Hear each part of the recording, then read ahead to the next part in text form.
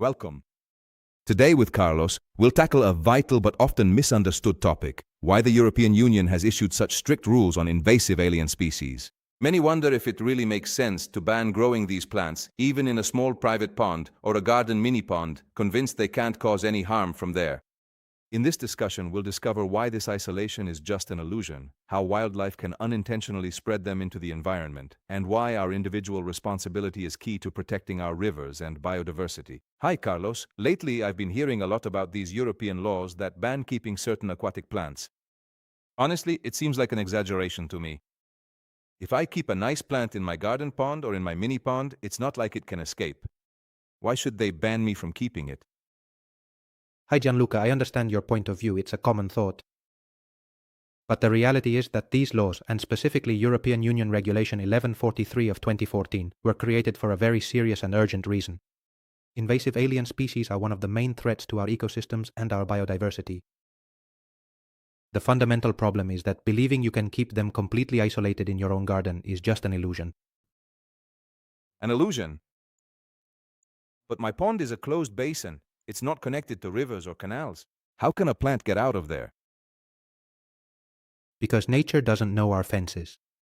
Even if you're careful, these plants can spread in nature accidentally using vectors we don't think about.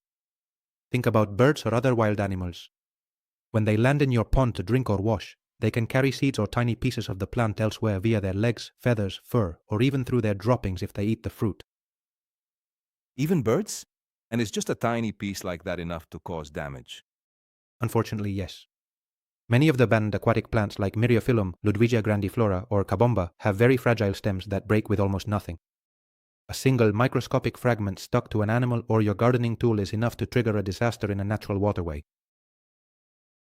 But what kind of disaster can they cause in rivers? In the end, they're just plants. They become devastating. When a fragment or a seed reaches a river or a lake, it finds itself in an environment without its natural predators or enemies. The plant starts growing at a frightening speed, forming thick and impenetrable floating mats. This green wall literally suffocates the basin, blocks sunlight, and prevents oxygen from entering the water.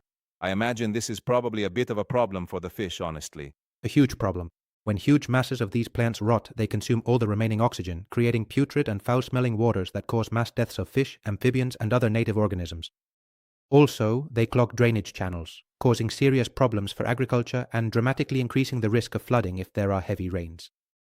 Wow, I really had no idea that the situation was so serious.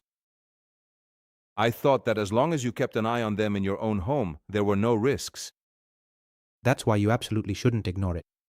The damage caused by exotic species to the European economy and environment costs many billions of euros every year. That's why the law is strict. It establishes an absolute ban on keeping, cultivating, or growing these species, even under strict confinement conditions. Unlike those who owned a pet before the law, for plants there are no exemptions that allow keeping them until the end of their life cycle. The only path permitted by law is their removal and careful destruction. I understand perfectly, Carlos. It's a matter of collective responsibility. My passion for a nice little pond can't risk destroying everyone's rivers because of a passing bird. I'll find out right away how to remove them safely and without scattering fragments around. That's the right attitude, Gianluca. Prevention is fundamental to prevent new invasions and save our biodiversity. Unfortunately, there are many wonderful and non-dangerous native aquatic plants that you can use for your pond. Thank you so much, Carlos, for these very clear and valuable explanations. You've opened my eyes to an aspect that is often underestimated. Now I understand that behind these European regulations there isn't a simple bureaucratic choice, but the urgent need to protect biodiversity and the balance of our ecosystems. Strictly respecting cultivation bans and correct disposal rules, without giving in to the temptation of thinking, in my small way, nothing happens anyway, is an act of fundamental responsibility.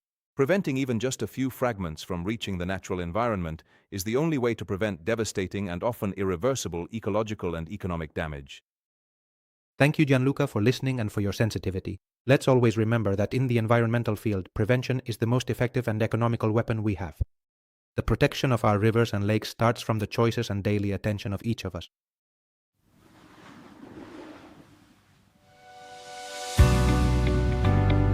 Bye everyone, take care and have a wonderful day.